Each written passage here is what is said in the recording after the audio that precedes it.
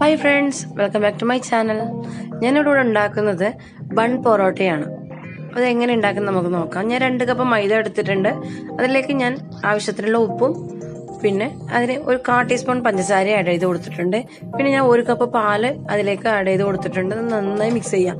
നന്നായി മിക്സ് ചെയ്യുമ്പോൾ ചെയ്യേണ്ടതെന്ന് വെച്ച് കഴിഞ്ഞാൽ ഇപ്പോൾ പാല് മതിയായില്ല എന്നുണ്ടെങ്കിൽ നമുക്ക് കുറച്ച് വെള്ളം ഒഴിച്ച് കൊടുത്തിട്ട് വേണം നമുക്ക് കുഴച്ചെടുക്കാൻ വേണ്ടിയിട്ട്. ആ പാലിൽ തന്നെ മതിയാവില്ല. അപ്പോൾ വെള്ളം ഒഴിച്ച് നമുക്ക് തിക്നെസ് എന്ന് വെച്ച് കഴിഞ്ഞാൽ നമ്മൾ ചപ്പാത്തിയുടെ അത്രയും തിക്നെസ് ആവാൻ പാടില്ല. അതിനേക്കാളും കുറച്ച് സോഫ്റ്റ് ആയിട്ട് വേണം നമുക്ക് കുഴച്ചെടുക്കാൻ വേണ്ടിയിട്ട്. നന്നായി ഒരു 10 മിനിറ്റ് നേരം നന്നായി കുഴച്ചെടുക്കണം. പ്രസ് ചെയ്ത് വേണം കുഴച്ചെടുക്കാൻ വേണ്ടിയിട്ട്. ഈ രീതിയിൽ നമുക്ക് അതിന്റെ മുകളിൽ കുറച്ച് ഓയിൽ ഒഴിച്ച് കൊടുത്തതിന് ശേഷം തടയി കൊടുത്തതിന് ശേഷം നമുക്കൊന്ന് അടച്ചു വെക്കാം. 2 മണിക്കൂർ നേരത്തേക്ക് അടച്ചു വെക്കണം. 2 മണിക്കൂർ കഴിഞ്ഞ ശേഷം തൊട്ട് നോക്കുമ്പോൾ തന്നെ നമുക്ക് മനസ്സിലാവും നല്ല സോഫ്റ്റ് ആയിരിക്കും.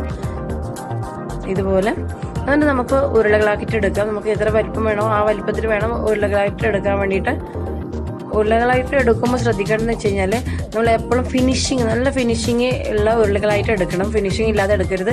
അതുകൊണ്ട് ഞാൻ ചെയ്യുന്ന രീതിയിൽ വേണം നമ്മൾ ചെയ്തെടുക്കാൻ വേണ്ടിയിട്ട്. ഈ രീതിയിൽ നല്ല ഫിനിഷിങ് വേണം.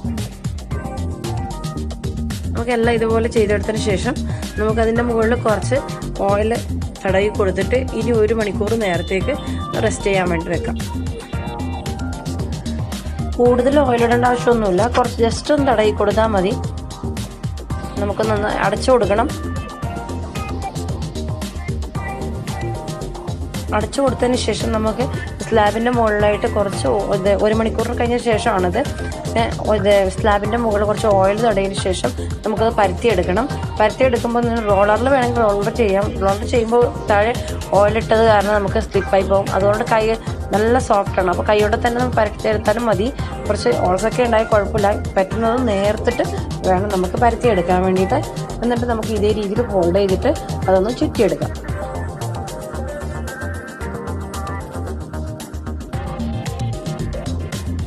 ചെയ്ത് കാണിക്കുന്ന ഈ രീതിയിൽ വേണം ചുറ്റിയെടുക്കാൻ വേണ്ടിയിട്ട്.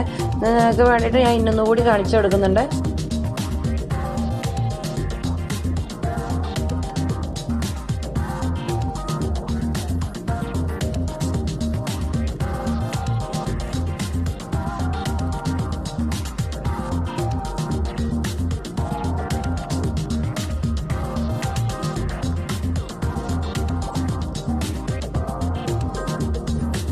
നല്ല സോഫ്റ്റ് ഉണ്ടാവും. അപ്പോൾ ഞാൻ കൈ കൊണ്ട് തന്നെയാണ് ഞാൻ പരത്തിയെടുത്തത്.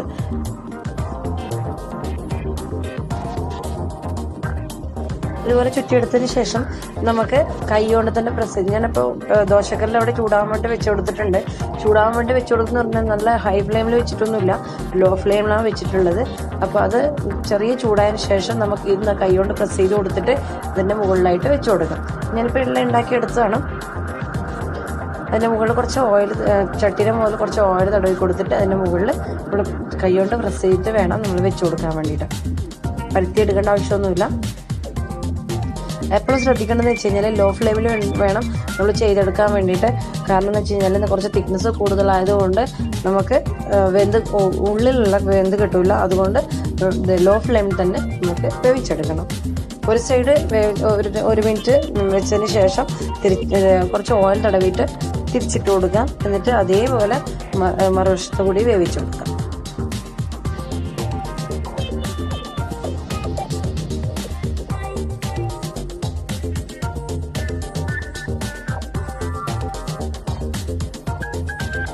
ഒരു ദിവസം നന്നായി വെന്തിട്ടുണ്ട്. അപ്പോൾ അതേപോലെ തിരിച്ചിട്ട് കൊടുക്കാം. അപ്പോൾ 2 വശത്തും നന്നായി വെന്തതിന് ശേഷം നമുക്കിത് മാറ്റിയെടുക്കാം. നന്നായി വെന്തിട്ടുണ്ട്. മാറ്റിയെടുത്തതിന് ശേഷം നമുക്കൊന്ന് ഓരോന്നെടുത്ത് നമുക്ക് 2 സൈഡായിട്ടൊന്ന് അടിച്ചു കൊടുക്കാം. അപ്പോൾ തന്നെ നമുക്ക് ലെയറായിട്ട് കിട്ടുള്ളൂ.